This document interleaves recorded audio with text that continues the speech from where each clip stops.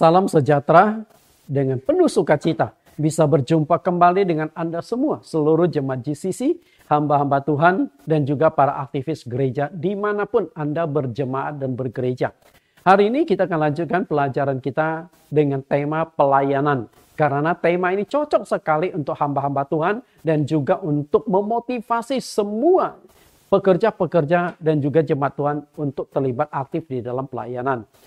Tema ini kami siarkan melalui link YouTube kami dengan judul Bible Teaching Ministry. Karena itu ketika Anda masuk ke dalam link YouTube ini, Anda bisa menonton banyak video-video yang sangat menarik untuk menambah wawasan dan juga iman Anda. Sebelum kita masuk ke dalam pengajaran kita, terlebih dulu kita akan mendengarkan sebuah lagu dengan judul Allah itu Kasih. Karena tema yang akan kita kupas pada hari ini berbicara tentang bagaimana aku membalas kasih Tuhan. Kita dengarkan pujian penyembahan ini supaya kita disiapkan untuk mendengarkan firman-Nya.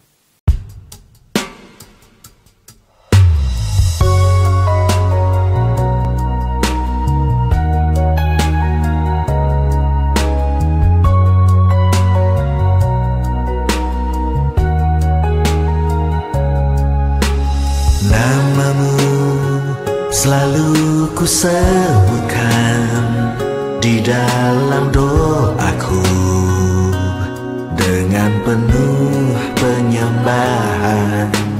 Kasih-Mu senantiasa ku kenang dalam pujianku.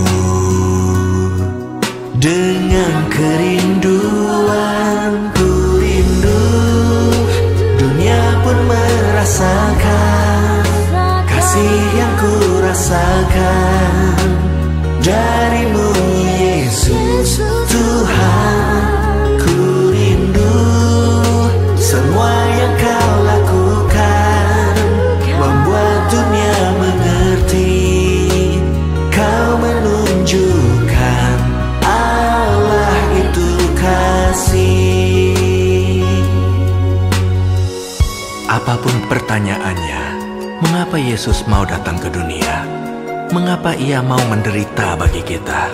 Mengapa Ia mau mati menebus dosa kita? Mengapa Ia bangkit dan menjamin kita ke sorga? Jawabannya cuma satu, bukan karena kita layak menerimanya, tapi karena Allah itu kasih, dan Dia sangat mengasihi kita. Kasih-Mu senantiasa ku kenang dalam pujianku. Dengan kerinduan ku rindu, dunia pun merasakan kasih yang ku rasakan dari-Mu Yesus Tuhan. Ku rindu semua yang Kau lakukan, membuat dunia mengerti Kau menunjukkan Allah itu kasih. Oh, ku rindu, dunia pun merasakan kasih yang ku rasakan dari-Mu Yesus Tuhan. Ku rindu membuat dunia mengerti Kau menunjukkan Allah itu kasih. Kau menunjukkan Allah itu kasih.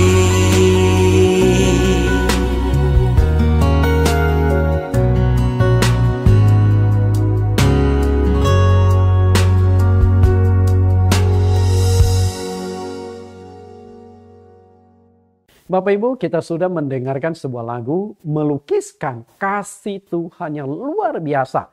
Pertanyaan sekarang adalah bagaimana kita membalas kasih Tuhan? Kita akan bahas sebentar lagi setelah kita berdoa. Mari kita berdoa. Di dalam nama Tuhan Yesus Kristus kami berdoa. Terima kasih Tuhan, Juru Selamat kami yang hidup, Yesus Kristus. Engkau Allah yang penuh dengan kasih. Karena seluruh kepenuhan Engkau adalah kasih. Menjadi pertanyaan penting bagi kami, bagaimana kami membalas kasih Engkau? Hanya orang yang sudah merasakan kasih-Mu yang bisa membalas kasih-Mu. Maka kami rindu agar kasih-Mu semakin melimpah di dalam kehidupan setiap umat Kristen, setiap umat yang sudah Engkau panggil, yang Engkau sudah pilih, dan Engkau tebus oleh kuasa darah-Mu.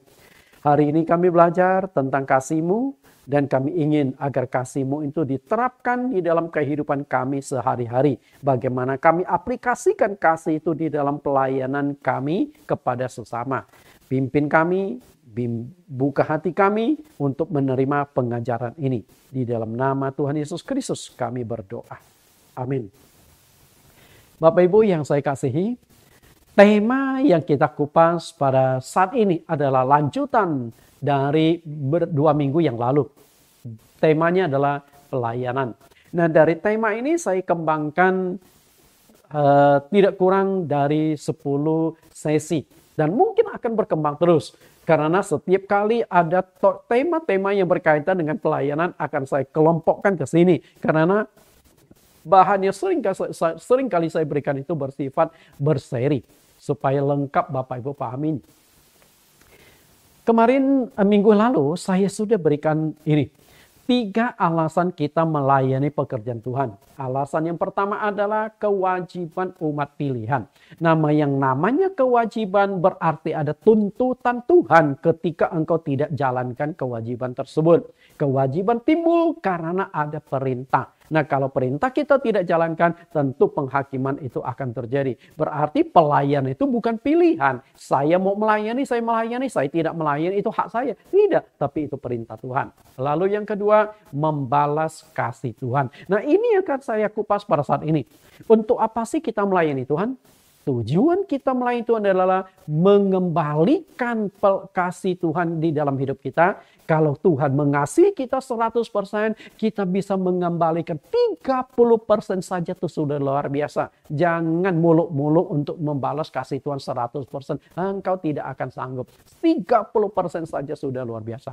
Atau bersepuluhan dalam kasih Tuhan. Misalnya Tuhan kasih 100% kasihnya, lalu kita kembalikan 10% membalas kasih Tuhan. Itu juga sudah luar biasa. Lalu yang ketiga, mengejar upah dan kemuliaan di sorga yang akan saya kupas pada minggu yang akan datang. Hari ini yang akan kita kupas adalah bagian yang kedua. Dengan judul, bagaimana akan kubalas kasih Tuhan? Bagaimana akan kau balas kasih Tuhan? Satu pertanyaan yang layak dan harus kita renungkan di dalam setiap hati kita. Baik saya yang berkhotbah maupun Anda yang mendengarkan khotbah saya hari ini. Mari kita renungkan bagaimana akan kau balas kasih Tuhan. Sifat yang paling mendasar dan dominan dari Allah itu adalah kasih. Artinya seluruh kepenuhan dalam diri Allah itu adalah kasih. Boleh dikatakan kasih adalah intisari pada diri Allah. Kita lihat apa yang dikatakan oleh Rasul Yohanes. 1 Yohanes 4 ayat 16. Kita telah mengenal dan telah percaya akan kasih Allah kepada kita. Allah itu kasih. Dan barang siapa tetap berada di dalam kasih, ia tetap berada di dalam Allah dan Allah di dalam dia. Jelas sekali kan? Allah itu kasih. Artinya di dalam keseluruhan Allah yang paling menonjol, intisari dalam diri Allah itu adalah kasih. Nah, yang menjadi persoalan bagi kita sekarang adalah setelah kita menerima kasih Allah, bagaimana kasih Allah itu kita keluarkan lagi, kita kembangkan lagi, kita beritakan lagi kepada orang lain. Sehingga jangan hanya kita sendiri yang menerima lalu menyimpan kasih Allah untuk diri kita tanpa kita beritakan kepada orang lain. Berarti itu kita ini membuat kasih Allah yang luas, kasih Allah yang panjang, kasih Allah yang lebar itu kita sempitkan karena egonya kita sendiri. Kasih Allah itu bersifat universal. Bersifat universal itu arti merata. Dengan kata lain, Allah tidak pernah membeda-bedakan orang. Karena Allah itu adalah segala-galanya. Dia pencipta segala-galanya. Pencipta segala makhluk. Pencipta segala manusia. Di muka bumi saat ini ada 8,5 miliar manusia. Dimulai dari satu orang, yaitu Adam.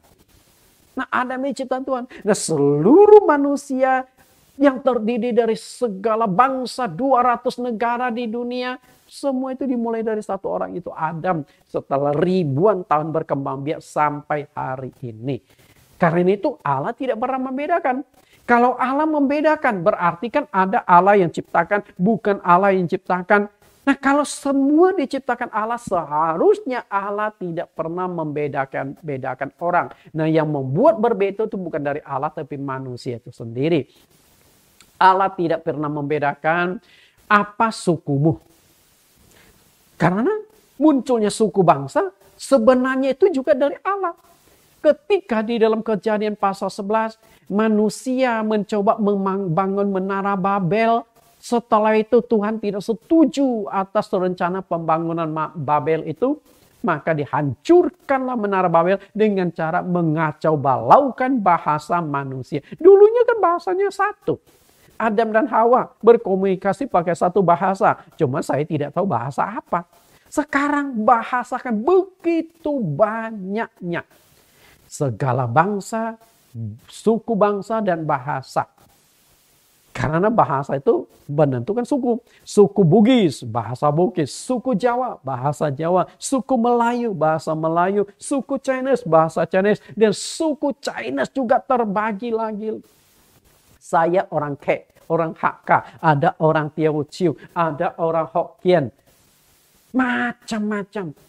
Walaupun Chinese, tapi bahasanya itu berbeda-beda satu yang lain. Ada ratusan bahasa lagi bahasa China tersebut. Tapi ada bahasa komunikasinya, bahasa Mandarin. Oke. Bapak Ibu saya kasih, Tuhan tidak pernah membedakan suku, bangsa, dan bahasa. Dan itu dibuktikan di dalam satu ayat ini. Kita lihat contoh kasih Allah yang bersifat universal. Kisah Rasul 14 ayat 16. Dalam zaman yang lampau, Allah membiarkan semua bangsa menuruti jalannya masing-masing. Menuruti jalannya masing-masing. Berarti masing-masing negara, masing-masing bangsa punya Allah, punya sembahan sendiri. Walaupun mereka belum menyembah Allah yang sejati pencipta langit dan bumi. Ingat, ketika penyembahan kita bukan tidak tepat sasaran, maka kita sudah salah menyembah. Kesalahan menyembah bukan menyembah kepada Tuhan, tapi menyembah kepada berhala-berhala. Karena ada dua kekuatan yang haus akan penyembahan manusia, yaitu Allah dan iblis. Ketika Tuhan Yesus dicobai di padang gurun, iblis berkata kepada Tuhan Yesus, ketika Tuhan Yesus diperlihatkan semua kerajaan dan kemewahan dunia, iblis berkata, semua itu akan menjadi milikmu kalau engkau sujud menyembah aku. Artinya iblis itu menghendaki manusia menyembah. Nah, ketika Anda menyembah tanpa mengenal siapa yang Anda sembah, bisa-bisa yang Anda sembah itu setan, bukan Tuhan lagi. Jadi hanya ada dua yang haus akan penyembahan. Karena itu walaupun manusia menyembah, belum menemukan Allah yang harus disembah, Allah tetap mengasihi mereka. Salah satu bukti nyata Allah mengasihi ada di ayat 17.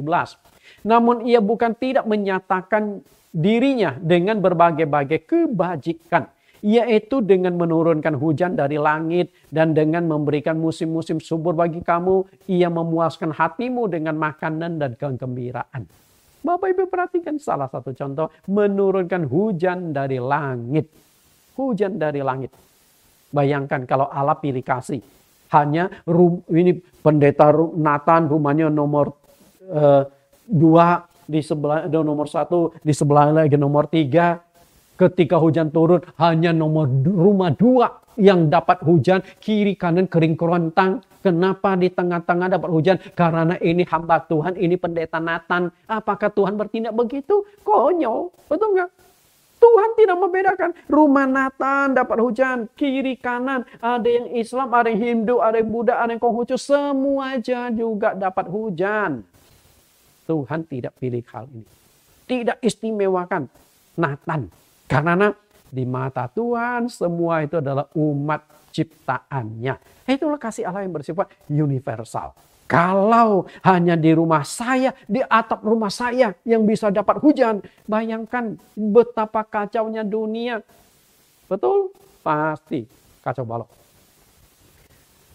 Dalam hal anugerah keselamatan, dalam hal pengampunan dosa, Allah juga tidak pernah pilih kasih.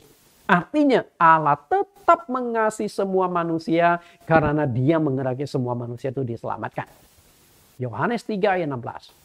Karena begitu besarnya kasih Allah akan dunia ini. Perhatikan, kasih Allah yang begitu besar akan dunia ini. Sedangkan di dunia ini dihuni segala suku, bangsa, dan bahasa.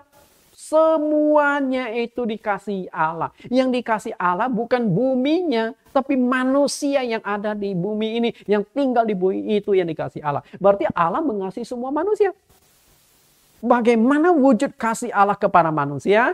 Ia mengaruniakan anaknya yang tunggal, supaya setiap orang yang percaya kepadanya tidak binasa, melainkan beroleh hidup yang kekal. Itulah wujud kasih Allah.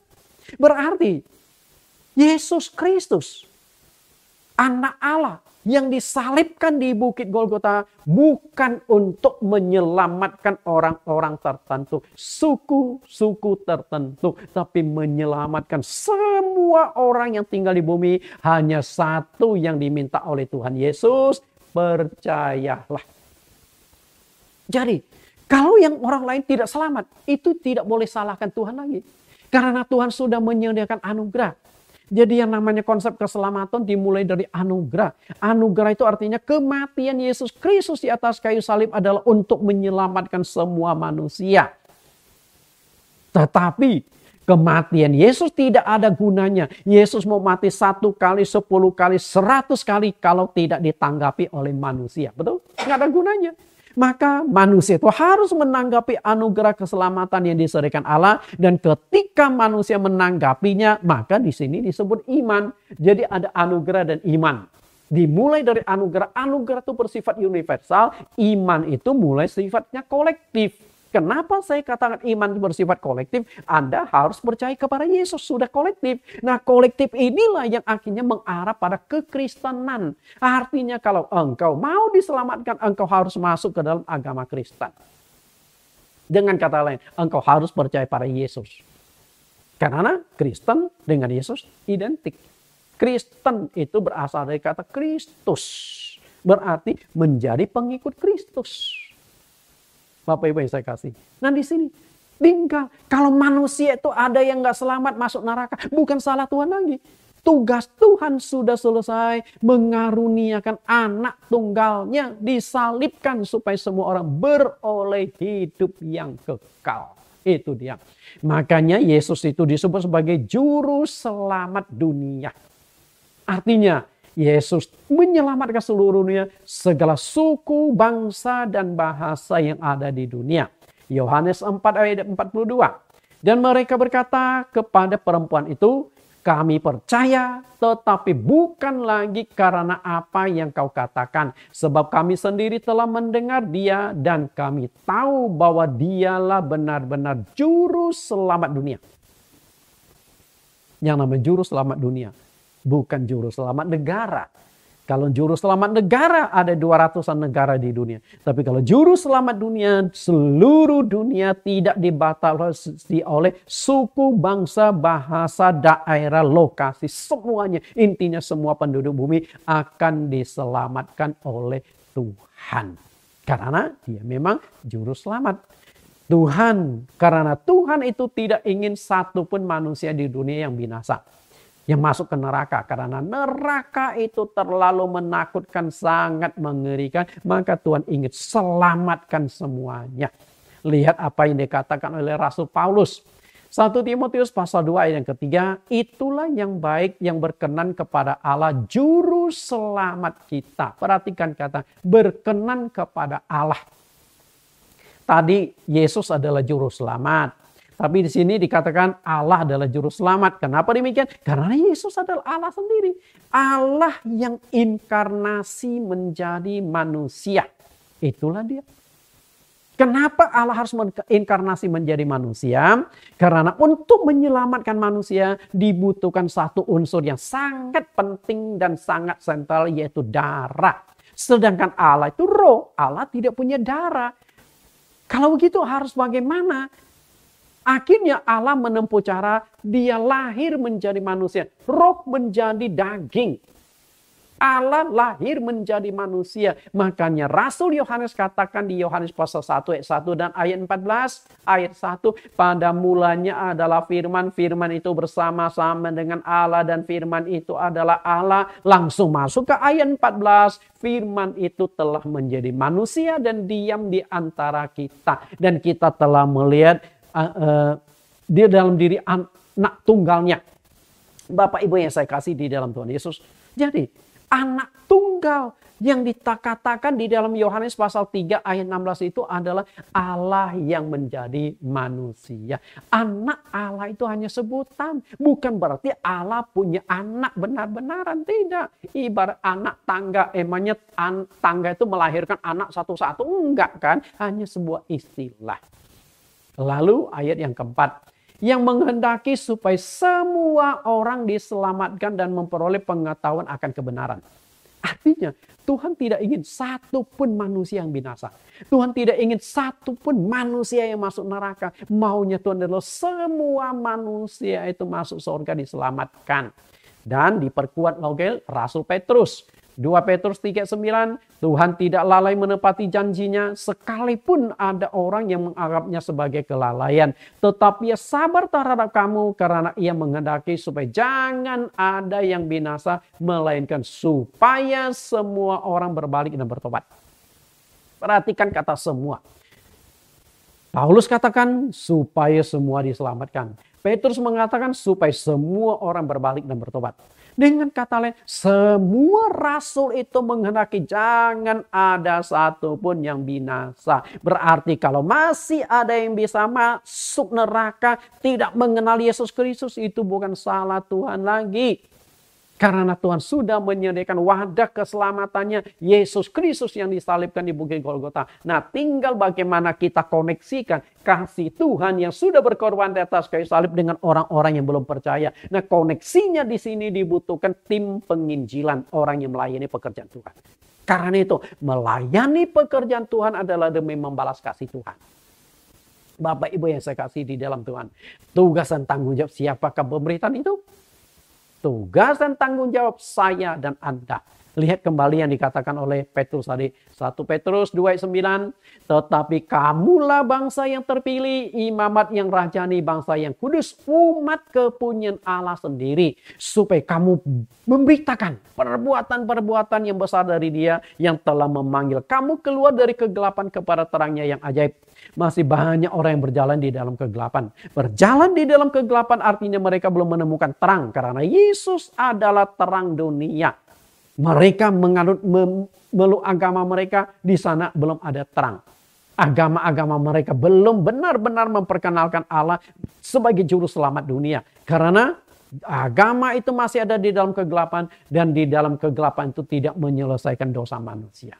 Hanya di dalam terang, dosa itu ditelanjangi, dosa itu diselesaikan supaya kita yang diliputi kegelapan, hidup kita yang gelap oleh dosa ini dibersihkan, diterangi sehingga kita masuk ke dalam terang Kristus. Kita bersama dengan Kristus, menyatu dalam Kristus karena kita mendapat bagian di dalam kekudusannya. Bukan tanpa alasan. Tuhan memilih engkau menjadi umat yang disebut, yang ditebus darahnya yang mahal. Di dalam Yohanes 15 ayat 16, bukan kamu yang pilih aku yang pilih kamu. Dan aku telah menetapkan kamu supaya kamu pergi. Pergi kemana? Cari jiwa Injili, jiwa-jiwa baru. Supaya diselamatkan. Bapak Ibu yang saya kasih di dalam Tuhan. Karena itulah pemberitaan Injil adalah tugas yang harus kita selesaikan.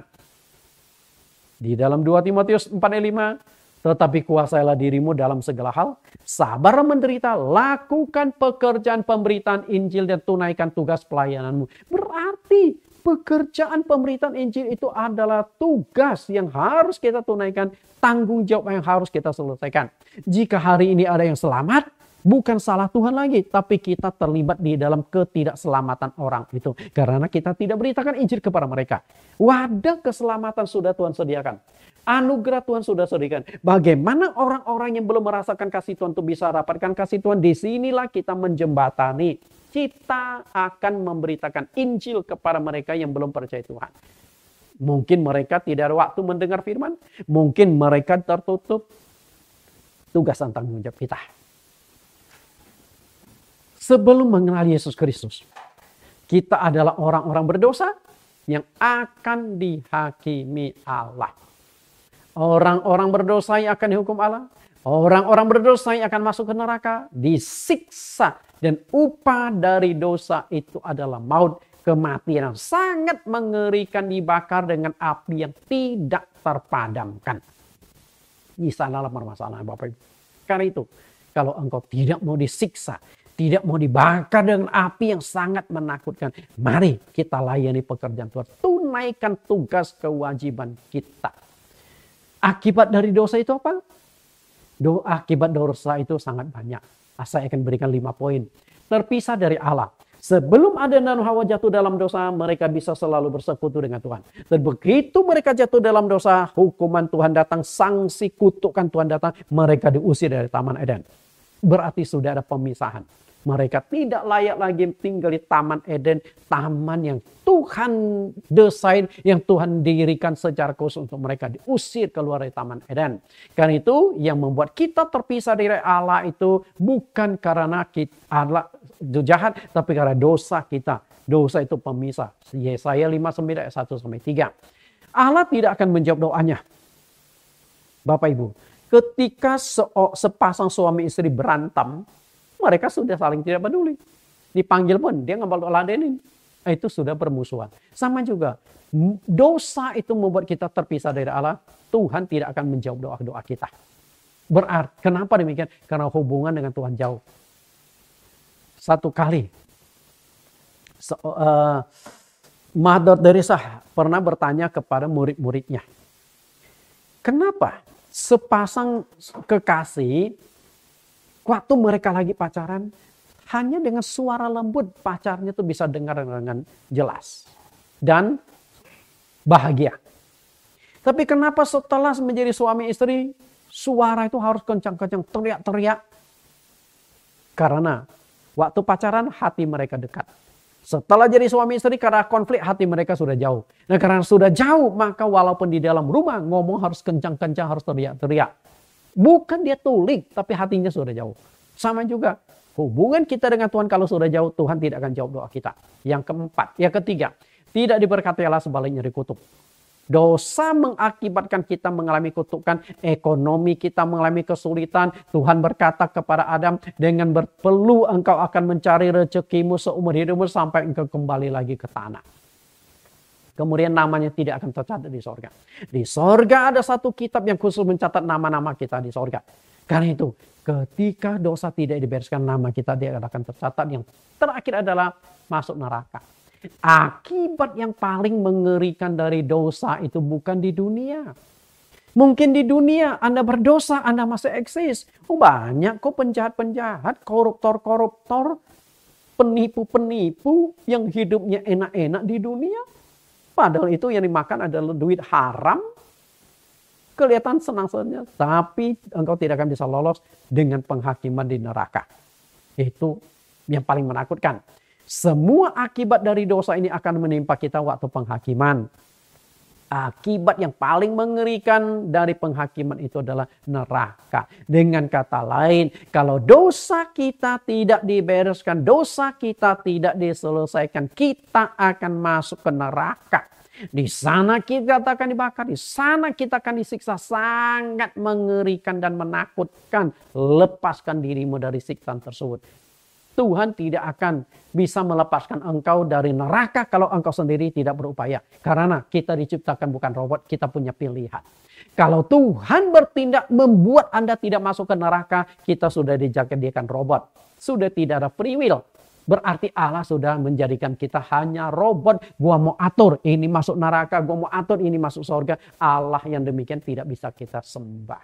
Berarti tidak adil dong. Tidak adil. Okay? Berarti kita ini hanya boneka, kita hanya mainan Allah. Tapi Tuhan memberikan kebebasan memilih. Maka diciptakanlah semua pohon yang boleh dimakan. Lalu pohon pengetahuan baik dan jahat tidak boleh dimakan. Silakan pilih. Tapi pilihanmu harus engkau pertanggungjawabkan. Kalau engkau memilih segala pohon yang boleh dimakan, diberkati. Kalau engkau memilih makan buah pengetahuan baik dan jahat, silakan pilih. Tapi sanksinya engkau alami. Bukan salah Tuhan lagi. Ketika Adam dan Hawa berjalan ke pohon pengetahuan baik dan jahat, Tuhan tidak akan belokkan kakinya ke tempat lain.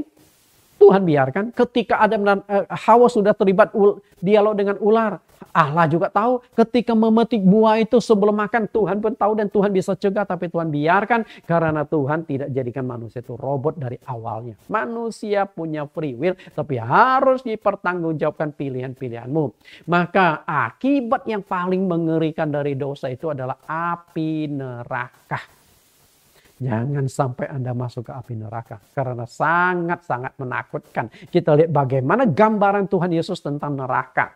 Supaya kita bisa tahu.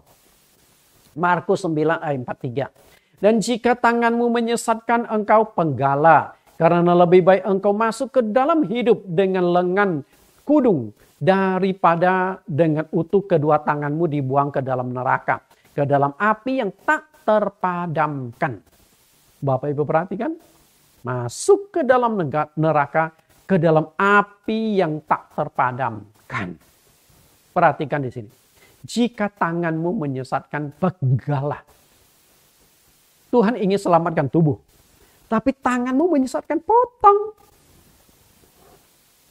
Bayangkan Bapak Ibu, ternyata bukan hanya di agama Islam, hukum Islam. Yang potong tangan, potong kaki. Ini pun sama. Tanganmu menyesatkan. Menyesatkan itu bisa macam-macam. Engkau nonjok orang. Engkau bunuh orang. Engkau melukai orang. Harus potong tangan. Dan ketika tanganmu dipotong, sakit enggak? Mungkin Anda berkata, oh enggak Pak Nathan. Kami pakai obat bius. Sorry ya. 2000 tahun yang lalu enggak ada obat bius. Bagaimana ketika tanganmu dipotong tanpa bius, sakitnya itu Anda terkencing-kencing, Anda bisa pingsan. Maka ini masuk ke neraka lebih mengerikan lagi. Karena di tempat itu ulatnya tidak akan mati dan apinya tidak akan padam. Nah kalau apinya tidak akan padam, berarti orang yang dibakar juga akan mati-mati. Dibakar tidak akan mati tapi sakitnya Anda rasakan. Waduh ketika kita bayangkan itu sungguh mengerikan. Jangan sampai masuk ke sana. Lalu ayat selanjutnya, ayat 47. Dan jika matamu menyesatkan engkau congkilah, karena lebih baik engkau masuk ke dalam kerajaan Allah dengan bermata satu daripada dengan bermata dua dicampakkan ke dalam neraka. Sama. Bapak Ibu mata kita.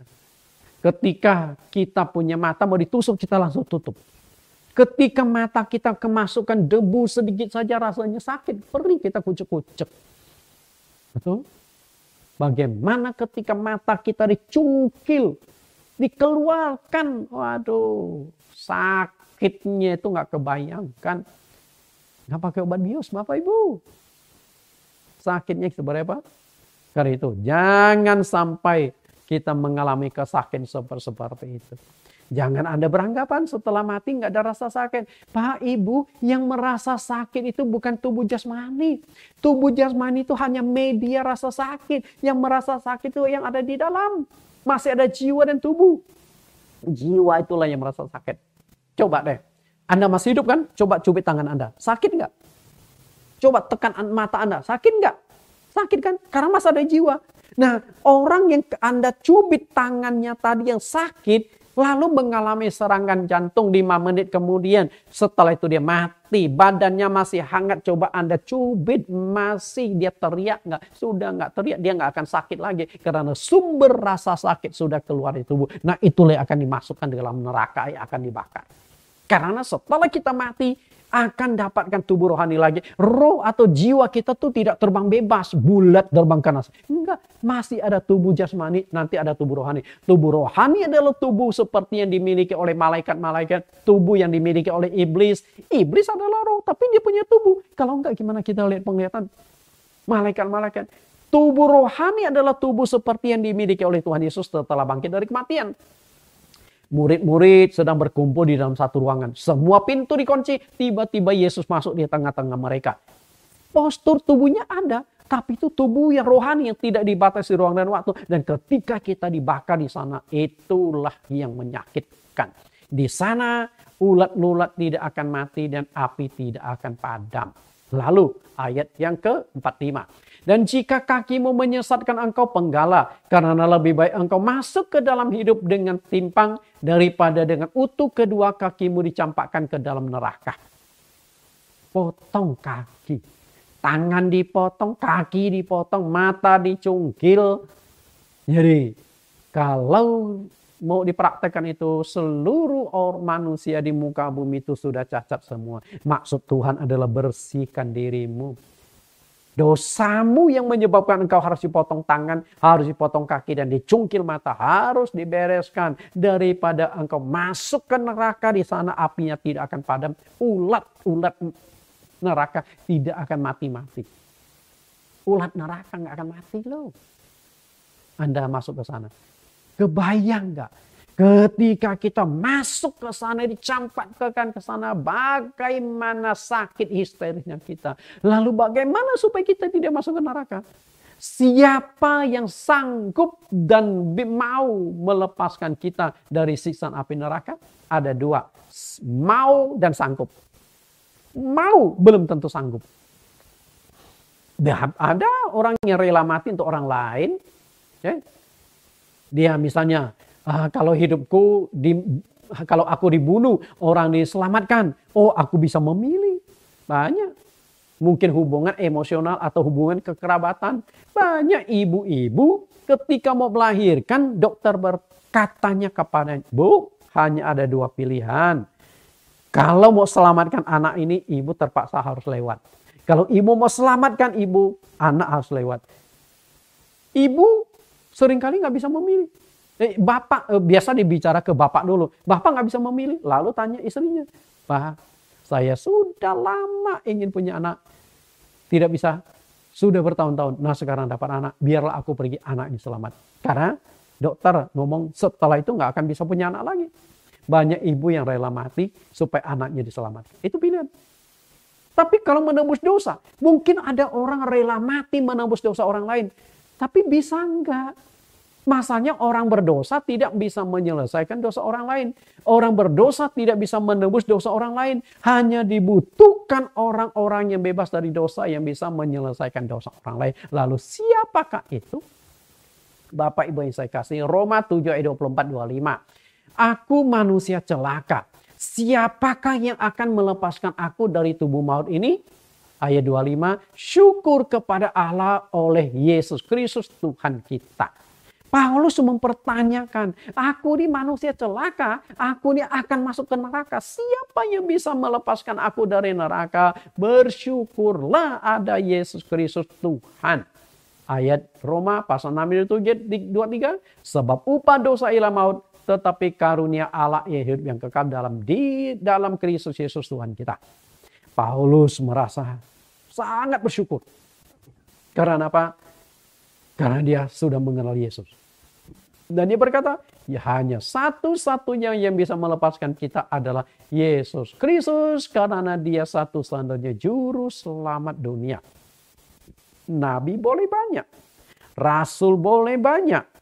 Tetapi juru selamat hanya ada satu. Nabi dan Rasul bukan juru selamat. Justru Nabi dan Rasul harus memperkenalkan dengan jelas siapa juru selamat itu. Makanya di Lukas pasal yang ke-24 ayat 44 Tuhan Yesus berkata, harus digenapi semua yang tertulis tentang aku dalam kitab Taurat Musa dan kitab Nabi-Nabi dan kitab Mazmur. Artinya semua nabi harus mengarahkan, memperkenalkan siapa sesungguhnya juru selamat dunia. Nabi nggak bisa menyelesaikan dosa manusia. Hanya juru selamat yang bisa menyelesaikan dosa manusia. Tukang bangunan tidak bisa membuat engkau masuk ke dalam sebuah rumah. Tapi juru kunci yang memegang kunci bisa membuat engkau masuk ke dalam rumah. Juru selamat bisa menyelesaikan dosa. Berarti juru selamat itu harus bebas dari dosa. Siapa yang bebas dari dosa? Satu-satunya yang bebas dari dosa itu adalah Allah. Maka sebenarnya Allah lah yang melakukan juru selamat. Menjadi juru selamat dalam proses penyelamat itu Allah dilakukan dengan cara menjadi manusia. Artinya Yesus Kristus adalah Allah yang inkarnasi menjadi manusia. Anda berani dan sanggup bayar berapa agar Anda lolos dari siksaan dan penderitaan api neraka? Anda mau bayar berapa? Bapak Ibu yang saya kasihi, saya banyak bertemu sama orang-orang sakit. Ada yang gagal ginjal, ada yang jantung, macam-macam penyakit, kanker, dan yang pernah saya kunjungi, saya pernah doakan, banyak yang kaya. Punya pabrik, duitnya tidak berseri. Apakah dia bisa sembuh? Enggak. Bahkan pernah satu kali seorang pengusaha punya 4 buah pabrik besar. Namanya Pak Benjamin. Istrinya Ibu Oli. Itu cerita 15 tahun yang lampau. Waktu saya doakan, dia sempat berkata, Pak Pendeta, baru hari ini saya tahu duit bukan segala-galanya. Dalam hati saya, kalau duit bukan segala-galanya, ya udah sumbang ke gereja saja. Betul nggak? Ini hanya bercanda Bapak Ibu. Dia berkata, dulu saya beranggapan duit segala-galanya. Saya mati-matian mencari uang dan saya menjadi orang sukses. Tapi sekarang saya berkata, duit bukan segala-galanya. Kenapa demikian? Dia berkata, aku siap keluarkan uang berapapun, berapa karung. Silakan datangkan seorang dokter yang berani memberikan garansi. Pak Benjamin, siapkan 5 karung duit. Penyakitmu aku sembuhkan. Dia kena kanker paru-paru. Nggak bisa kan? Nah, artinya Pak Benjamin siap keluarkan uang. Miliar, bahkan puluhan miliar. Kalau dia bisa disembuhkan dari kanker paru-parunya.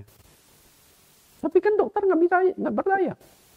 Kalau untuk kanker paru-paru orang rela membayar 10 miliar, 100 miliar karena dia punya duit triliunan. Setelah sembuh, toh suatu hari juga akan mati. 100 miliar Anda korbankan, katakan harus sembuh total. Emangnya nggak mati-mati lagi, suatu hari akan mati juga kan? Kalau untuk keselamatan jasmani yang pasti mati juga, engkau rela keluarkan uang ratusan juta, engkau rela keluarkan uang puluhan miliar, engkau rela keluarkan ratusan miliar demi menyelamatkan tubuhmu yang pasti masuk ke tanah juga. Kenapa Anda tidak berusaha menyelamatkan jiwa? Anda sanggup dan berani bayar berapa untuk keselamatan jiwamu? Coba renungkan. Bapak Ibu yang saya kasih. Uang bisa membeli banyak kebutuhan. Uang bisa membeli banyak hal. Tetapi tidak semua orang bisa dibeli dengan uang. Keselamatan nggak bisa dibeli dengan uang. Kesehatan tidak bisa dibeli dengan uang. Bahkan cinta Anda tidak bisa membeli dengan uang. Anda bisa beli tubuh orang itu. Tapi nggak bisa beli cintanya. Cintanya gratis untuk Anda kalau dia memang tergerak. Kasih Tuhanku seperti itu. Engkau tidak akan bisa membalas kasih Tuhan dengan uang berapa banyak pun. Matius 16 ayat 26. Apa gunanya seorang memperoleh seluruh dunia tetapi kehilangan nyawanya? Dan apakah yang dapat diberikannya sebagai ganti nyawanya? Artinya seluruh dunia itu milikmu. Yang namanya seluruh dunia, di dalamnya ada kekayaan, ada popularitas, ada kenikmatan-kenikmatan. Semuanya tidak sebanding kalau engkau harus masuk neraka. Harus binasa, nggak ada gunanya. Berarti satu nyawa itu betapa berharga di mata Tuhan. Hari ini kita sudah dibeli dan ditebus harganya oleh darah Yesus Kristus. Karena itu muliakanlah dia dengan hidup kita. Hidup kita bukan milik kita lagi loh. Tapi berapa banyak jemaat yang menyadari ini? Hanya sedikit. 1 Korintus 6 ayat 19-20. Atau tidak tahukah kamu bahwa tubuhmu adalah bait Roh Kudus yang diam di dalam kamu. Roh Kudus yang kamu peroleh dari Allah. Dan bahwa kamu bukan milik kamu sendiri. Sebab kamu telah dibeli dan harganya telah lunas dibayar. Perhatikan, kamu sudah dibeli. Jadi, Kalau zaman dulu itu ada perbudakan, zaman perbudakan. Budak itu dijual belikan seperti seekor hewan. Nah setelah dibeli itu kan milikmu. Sama seperti ketika, maaf kata misalnya ada musim tertentu kurban. Anda ke pasar hewan beli seekor sapi. Harganya ratusan juta. Anda bawa pulang, Anda boleh sembeli sapi itu. Tapi kalau sapi yang dijual di pasar-pasar sapi, coba Anda bawa pisau Anda sembarang sembeli, Anda bermasalah. Anda yang bisa disembeli, Anda langgar hukum. Tapi kalau sudah Anda beli, Anda mau pelihara silakan, mau sembeli silakan, mau disumbangkan juga silakan, karena itu sudah milik Anda. Sama juga hari ini kita sudah dibeli. Karena itu kalau kita sudah dibeli, tapi kita sadar nggak bahwa kita ini bukan milik kita, tapi milik Allah. Saya katakan banyak orang Kristen tidak sadar. Merasa milik dia. Maka hidup seenaknya dan tidak pernah melayani pekerjaan Tuhan. Karena itu pelayanan adalah membalas kasih Tuhan. Maka di kalimat bawahnya, karena itu muliakanlah Allah dengan tubuhmu. Tujuan kita melayani pekerjaan Tuhan adalah membalas kasih Tuhan. Berapa besar kasih Tuhan dalam hidup kita? Kalau Anda sudah merasakan kasih Tuhan 100%, Anda bisa mengembalikan 25%, 1/4 saja. Itu sudah luar biasa. Oke, 25%. Bapak Ibu yang saya kasih. Saya mengenal satu kelompok Kristen yang ajarannya itu luar biasa. Bukan kebenaran ajarannya, tapi bagaimana pengorbanan mereka untuk Tuhan. Mereka ajarkan tentang persembahan persepuluhan. Dan persembahan persepuluhan bukan masalah duit saja, tapi mempersembahkan 10% waktu hidup mereka untuk Tuhan. Artinya satu hari 24 jam, 2,4 jam itu milik Tuhan. Tidak boleh diganggu gugat lagi. 2,4 jam setiap hari untuk Tuhan. Makanya harus gunakan waktu itu untuk berdoa, untuk melayani Tuhan, baca Alkitab dan sebagainya. Tidak boleh diganggu gugat lagi. Itu saya katakan luar biasa. Bapak Ibu saya kasih, saya itu rindu. 10% saja jemaat yang benar-benar tulus, semangat melayani pekerjaan Tuhan. Wah, gereja ini akan bertumbuh dengan pesat. Karena itu, engkau adalah milik Tuhan, muliakanlah Tuhan dengan tubuhmu. Cara kita membalas kasih Tuhan adalah dengan memahami pengorbanan Yesus di salib adalah demi menyelamatkan jiwa-jiwa. Engkau ingin balas kasih Tuhan? Engkau berpikir, kenapa Yesus harus mati di atas kayu salib? Hanya ada satu jawaban, Yesus mati di atas kayu salib demi menyelamatkan manusia. Berarti saya harus menyelamatkan jiwa manusia dengan satu cara, penginjilan. Beritakan Injil keselamatan. Beritakan kebenaran agar semua orang diselamatkan. Karena Allah menghendaki supaya tidak ada yang masuk neraka, melainkan semua orang itu masuk ke surga. Ketika berbicara penginjilan, itu adalah cara membalas kasih Tuhan. Kita lihat apa yang dikatakan oleh Raja Daud. Mazmur 116 ayat 12. Bagaimana akan kubalas kepada Tuhan segala kebajikannya kepadaku? Gimana ya aku akan membalas kepada Tuhan? Dia sudah mengangkat aku jadi raja. Sudah memberkati aku dengan kekayaan, popularitas, kenikmatan hidup. Semua orang menunjuk, sanjung kepadaku, tunduk kepadaku. Bagaimana akan kubalas? Kalau bukan Tuhan tidak akan terjadi. Setelah dia renungkan lama sekali. Bagaimana satu-satunya yang Tuhan berkenan. Bagaimana cara aku balas kasih Tuhan. Lalu dia temukan jawaban. Ayat 13. Aku akan mengangkat piala keselamatan dan menyerukan nama Tuhan. Artinya Daud akan memperkenalkan Allah. Allah itu ada loh. Allah itu hidup loh. Allah itu maha kasih loh. Allah itu mengampuni dosa loh. Dengan kata Allah adalah penebus. Bapak Ibu, beritakan Injil.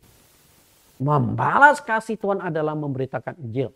Dan akan kubayar nasarku kepada Tuhan di hadapan seluruh umatnya. Kayaknya Raja Daud ini pernah mengalami masalah kesulitan.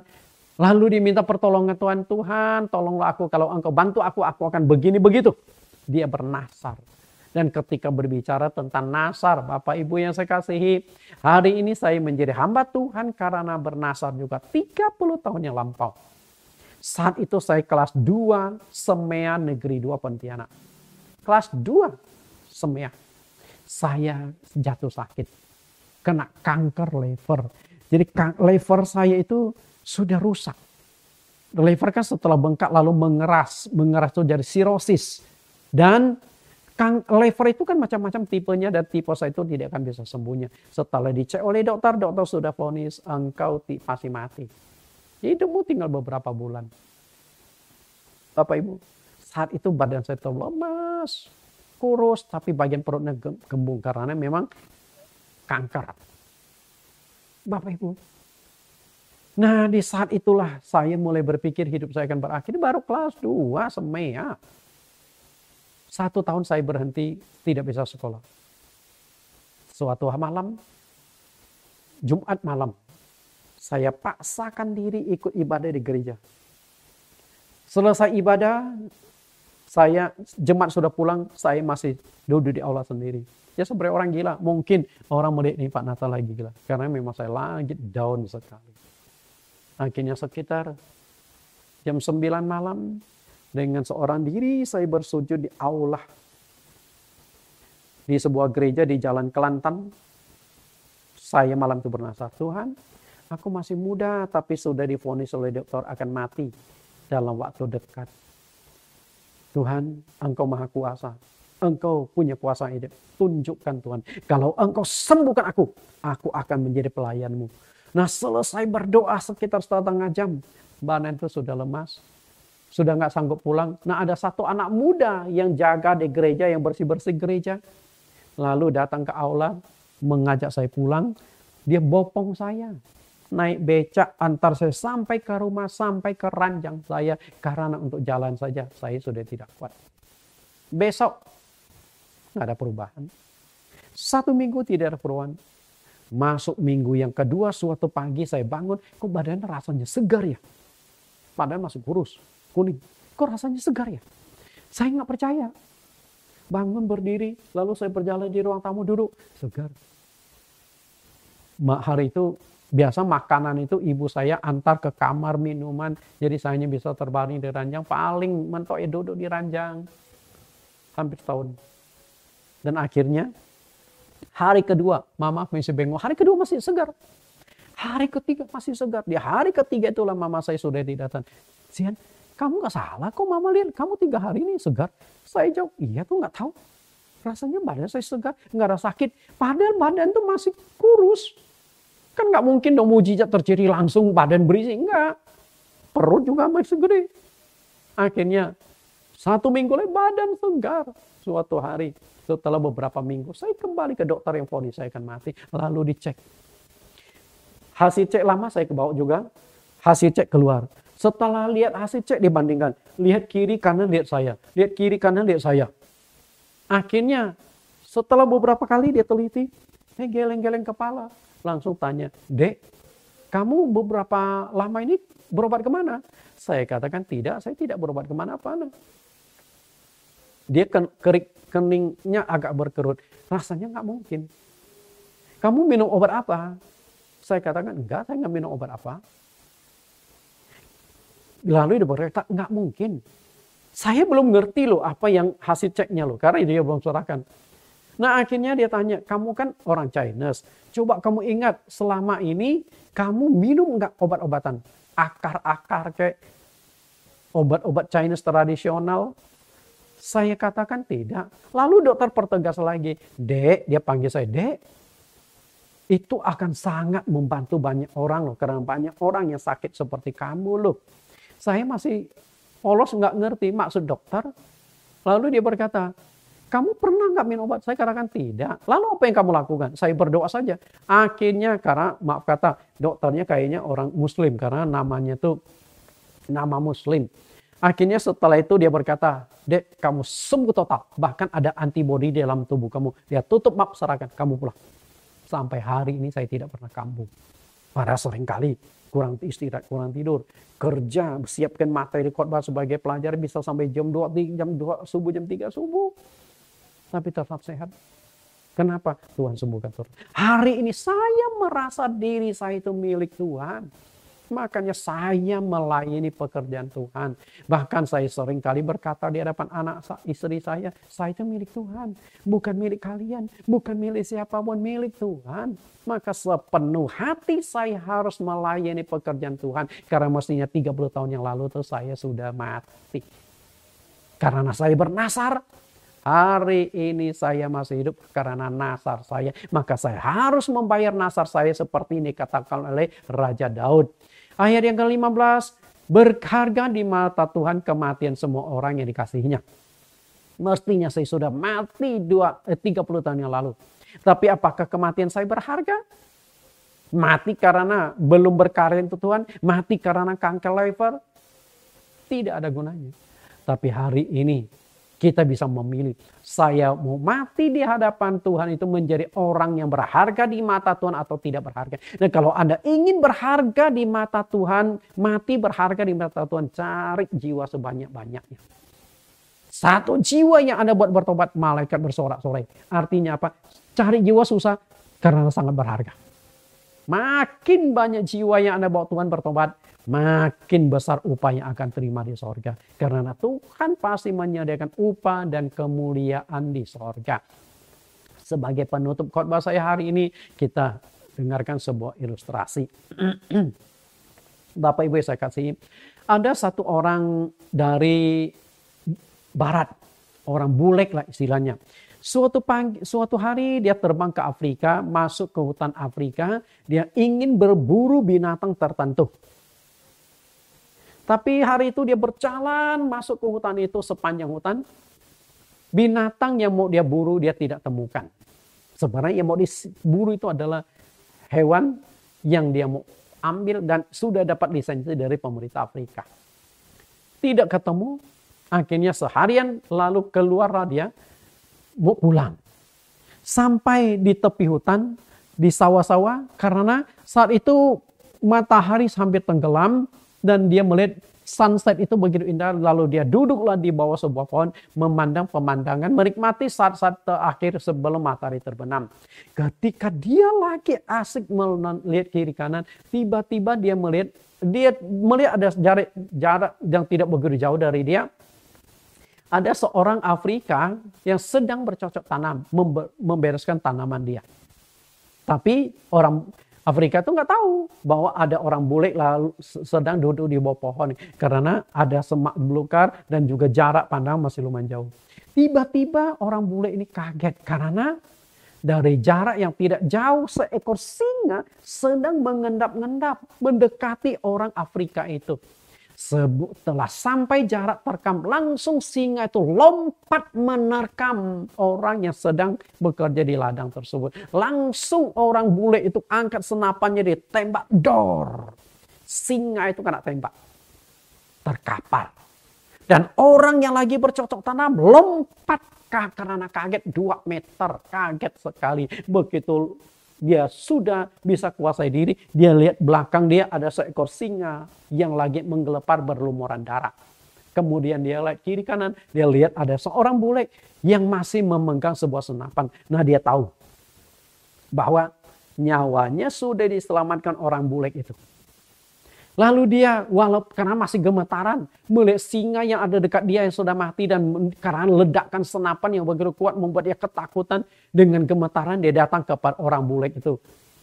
Maksudnya adalah untuk berterima kasih. Tapi karena bahasanya tidak komunikasi, ya sudah. Orang bule mengerti maksudnya, ya sudah. Pulanglah. Oke. Singa dibawa. Setelah itu, beberapa minggu kemudian, orang Afrika ini mencari orang bule ini dari satu kampung ke kampung yang lain. Dia bawa istrinya, bawa anaknya, bawa perabot rumah tangganya yang sederhana sedikit, dan bawa 1-2 ekor hewan yang mereka pelihara. Keliling kampung. Karena pada hari itu ketika dia diselamatkan, dia berbicara ke istrinya. Engkau tahu nggak? Hari ini aku diselamatkan orang bule ini. Kalau dia tidak membunuh singa itu, hari ini aku sudah mati, dia terkam oleh singa. Karena itu aku ingin mengabdi kepada orang bule itu.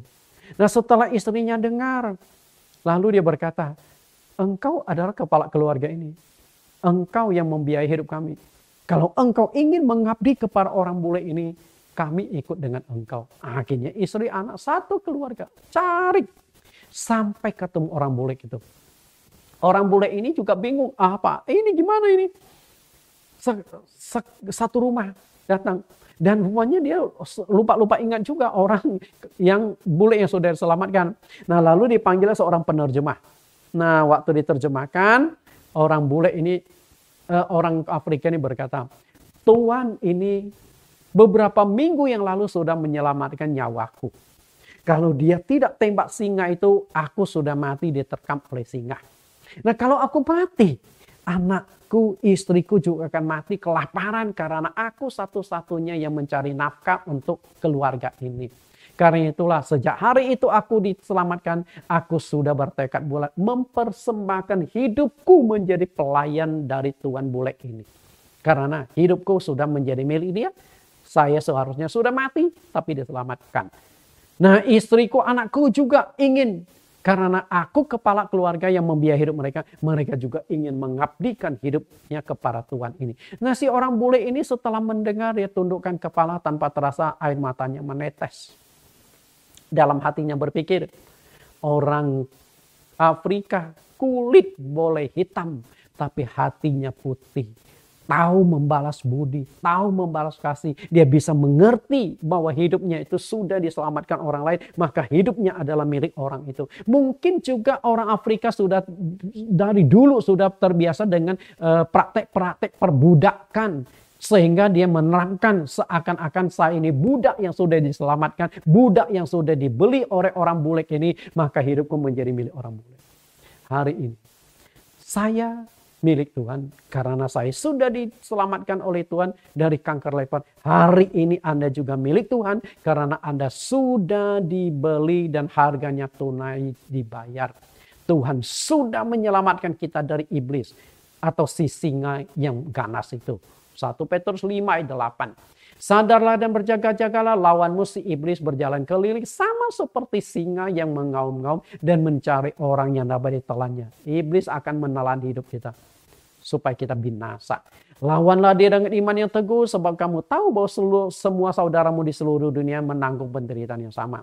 Hari ini masih banyak orang yang sedang diincar oleh singa, yang mereka sedang dikelilingi oleh singa yang akan menghancurkan hidup mereka, usaha mereka, keluarga mereka, anak mereka, istri mereka.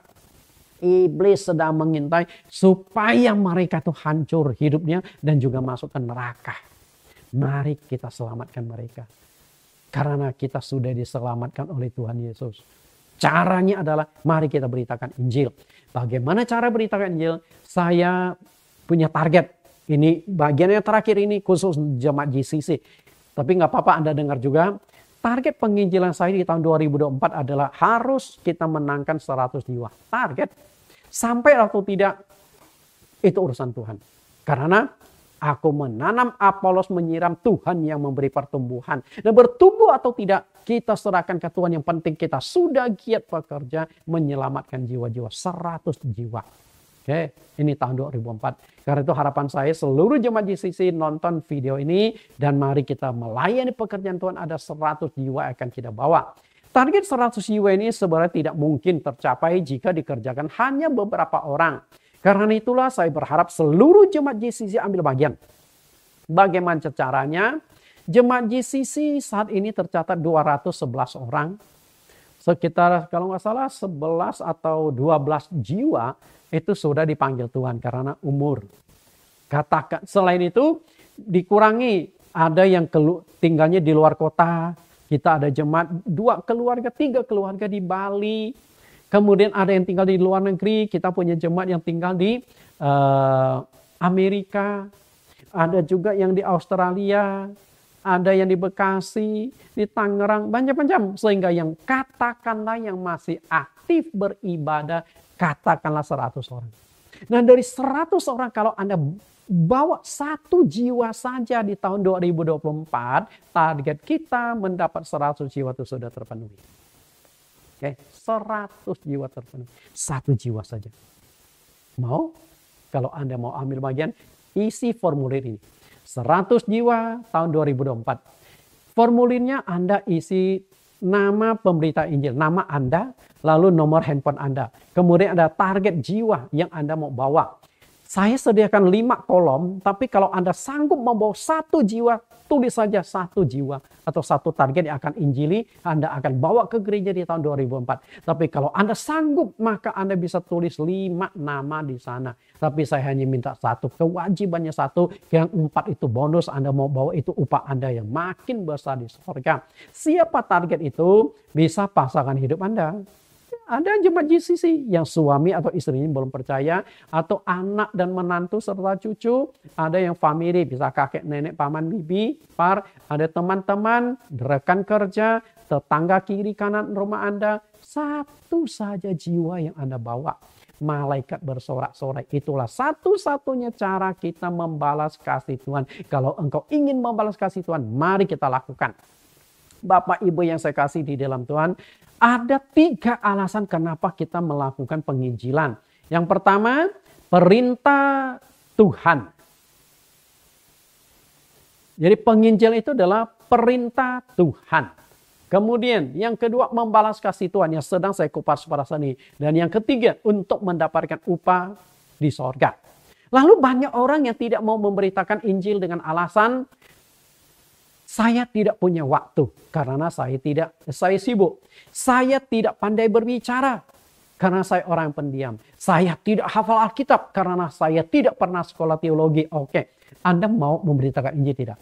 Saya akan berikan cara penginjilan paling gampang. Penginjilan yang saya tawarkan adalah penginjilan multimedia. Tidak ada yang namanya orang begitu lahir langsung bisa berjalan. Sama juga tidak ada orang yang bisa langsung melakukan penginjilan. Kalau Anda tertarik ambil bagian dalam penginjilan, Anda tinggal isi formulir. Nanti saya arahkan. Dan salah satu cara penginjilan itu yang tidak membutuhkan waktu lama, tidak perlu kuasai Alkitab, tidak harus pintar ngomong, tapi Anda bisa memberitakan Injil, namanya penginjilan multimedia. Anda tahu nggak? Beberapa tahun tuh saya siapkan materi-materi. Khotbah saya, pengajaran penginjilan. Karena itu saya punya 2 link YouTube. Dari 2 link YouTube bisa kita manfaatkan untuk penginjilan. 1 link Bible Teaching Ministry dan 1 lagi Jesus Christ Community. Tinggal Anda cari bahan-bahan yang Anda mau kirimkan. Kan kita punya handphone. Kita lihat ini. Link YouTube pertama Jesus Christ Community. Subscribernya tidak begitu banyak, hanya 946. Ada 217 video di dalamnya. Nah, ini berupa khotbah-khotbah. Dan ada link YouTube yang kedua. Bible Teaching Ministry.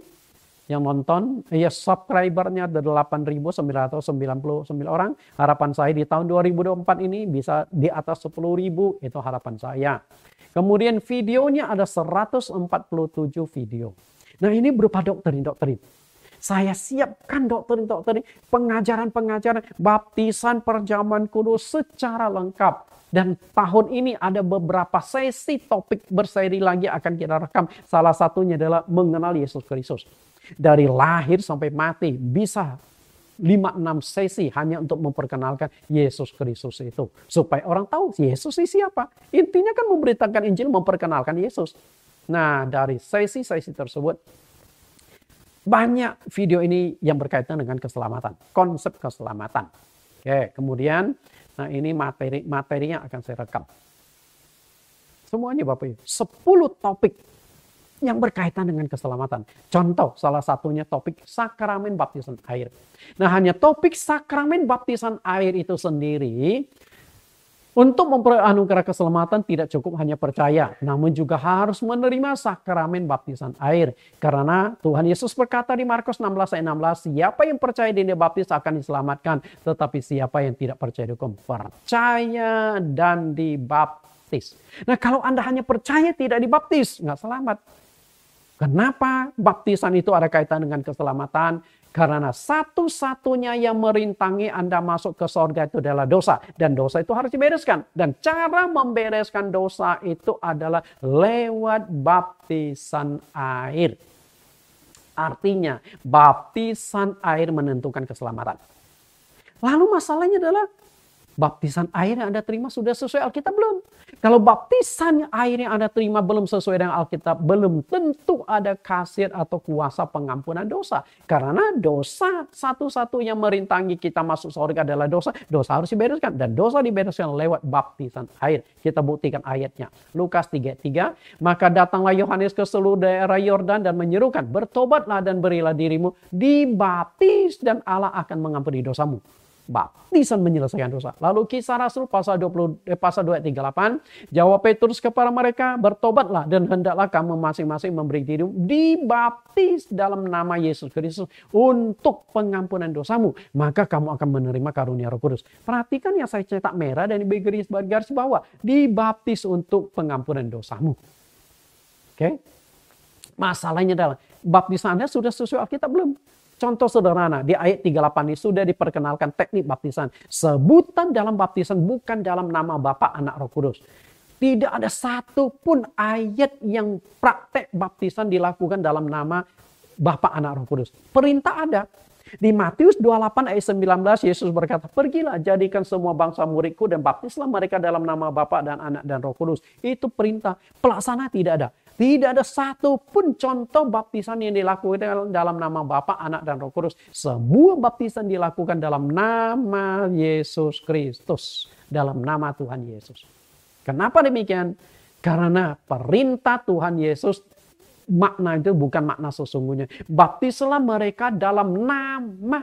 Berarti waktu baptisan itu harus dilakukan dalam nama. Sedangkan kata Bapa, Anak, Roh Kudus bukan nama, melainkan panggilan atau sebutan. Harus cari, temukan nama Bapa siapa, nama Anak siapa, nama Roh Kudus siapa. Dan setelah saya gali secara mendalam, saya temukan nama Bapa, Anak, Roh Kudus itu adalah Yesus. Karena itu adalah nama dari Tritunggal itu.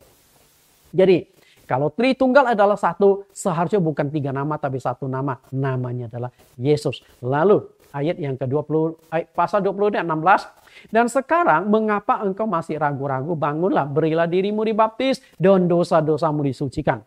Dibaptis dan dosa-dosamu disucikan. Sambil berseru kepada nama Tuhan. Kembali menekankan nama. Artinya waktu dibaptis, nama Tuhan yang harus diserukan, yang harus dimunculkan. Dan nama Tuhan itu siapa? Yesus Kristus. Nama Bapa, Anak, Roh Kudus bukan nama. Itu sebutan. Nama Tuhan adalah Yesus, berarti baptisan harus dalam nama Tuhan Yesus. Oke, nah baptisan. Lalu ada baptisan ada 8 sesi. Anda tinggal ambil 1 sesi. Misalnya 3 khasiat baptisan air. Kirimkan kepada orang yang Anda mau injili. Kirimkan, setelah itu Anda pantau. Pak, Bu, sudah nonton video ini belum? Kalau belum, besok tanya lagi. Sampai dia nonton. Lalu minta tanggapan. Menurut Bapak Ibu gimana videonya? Kalau semuanya ikut nonton video ini, saya percaya dia akan menerima ajaran kebenaran di gereja kita. Mereka akan menerima keselamatan tersebut. Tuhan Yesus memberkati. Cara penginjilan paling gampang. Betul? Kita berdoa. Di dalam nama Tuhan Yesus kami berdoa. Terima kasih Tuhan. Engkau sudah menyertai memimpin kami. Sehingga saat ini kami sudah belajar 1 topik lagi. Pelayanan di sesi yang kedua. Tujuan melayani adalah untuk membalas kasih Tuhan. Kalau jemaatmu sudah merasakan kasih Tuhan, mereka pasti tergerak untuk melayani. Tapi kalau belum menerima kasih-Mu, belum mengerti kasih-Mu, mereka tidak akan melibatkan diri dalam pelayanan. Tuhan, ajarlah mereka supaya bisa melihat betapa besarnya kasih yang sedang Kau berikan di dalam hidup mereka. Agar mereka terlibat di dalam pelayanan. Terima kasih Tuhan. Di dalam nama-Mu kami berdoa. Amin. Bapak Ibu, kita dengarkan 1 lagu pujian dengan judul Kasih Masih Ada. Artinya kasih Tuhan masih dicurahkan, tapi bagaimana kasih Tuhan yang sudah kita terima, kita sebarluaskan lewat penginjilan. Tuhan Yesus berkati.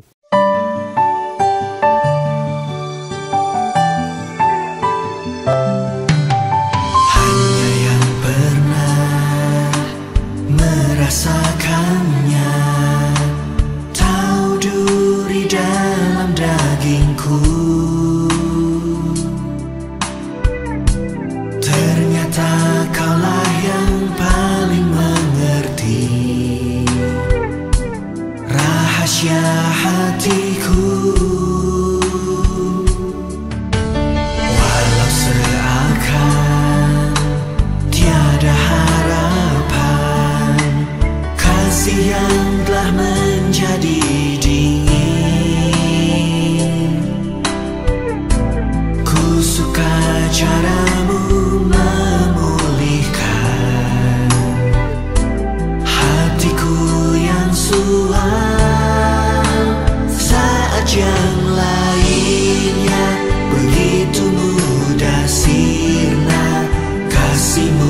ya Tuhan tetap bertahan. Engkaulah alasan hatiku percaya, kasih masih ada dalam dunia. Seakan tiada harapan, kasih yang telah menjadi dingin. Ku suka caramu memulihkan hatiku yang suam. Saat yang lainnya begitu mudah sirna, kasih-Mu ya Tuhan tetap bertahan. Engkaulah alasan hatiku percaya, kasih masih ada dalam dunia.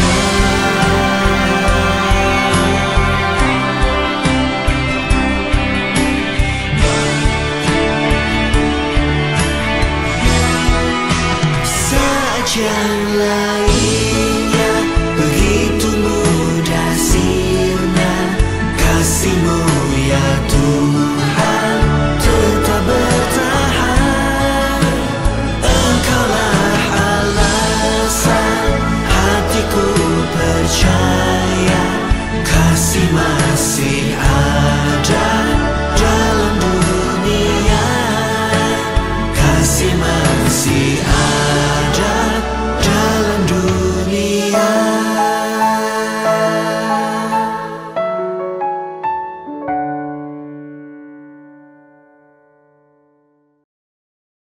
Bapak Ibu yang saya kasih, bagi Anda yang mengikuti sekolah online STT ITAI, Institut Teologi Allah Esa, setiap sesi dari topik ini yaitu pelayanan, Anda diwajibkan untuk menjawab 10 pertanyaan. Ketik rapi, jawab dan ketik rapi kirimkan ke STT ITAI. Ini topik yang kedua dengan judul pelayanan adalah untuk membalas kasih Tuhan. Pertanyaan pertama, tuliskan 3 alasan pelayanan. Yang kedua, apakah sifat yang paling mendasar dalam diri Allah? Tuliskan ayatnya. Yang ketiga, apa maksud bahwa kasih Allah sifatnya universal? Tuliskan teks ayat Alkitab untuk membuktikan kasih Allah itu memang bersifat universal. Yang keempat, dalam hal keselamatan atau penebusan dosa, kasih Allah juga sifatnya universal. Tuliskan 4 ayat Alkitab untuk membuktikannya. Yang kelima, apakah upah dari dosa itu dan solusi apa yang ditawarkan Allah untuk menyelesaikan dosa? Jelaskan berdasarkan pengertian Anda. Yang keenam, tuliskan 5 akibat yang akan dialami manusia sebagai akibat dari dosa. 7, bagaimana gambaran Yesus tentang neraka? Jelaskan dan lengkapi dengan ayat Alkitabnya. 8, menurut Rasul Paulus, siapakah yang bisa dan sanggup melepaskan dirinya dari dosa? Tuliskan ayatnya. Nilai dari 1 jiwa melebihi seluruh dunia, tuliskan teks ayatnya. Menurut Nabi Daud, cara untuk membalas kasih Tuhan itu bagaimana? Tuliskan teks ayatnya dan berikan penjelasan. Kenapa saya suka memberikan teks-teks ayat? Karena hamba Tuhan harus menguasai Alkitab. Tuhan Yesus berkata.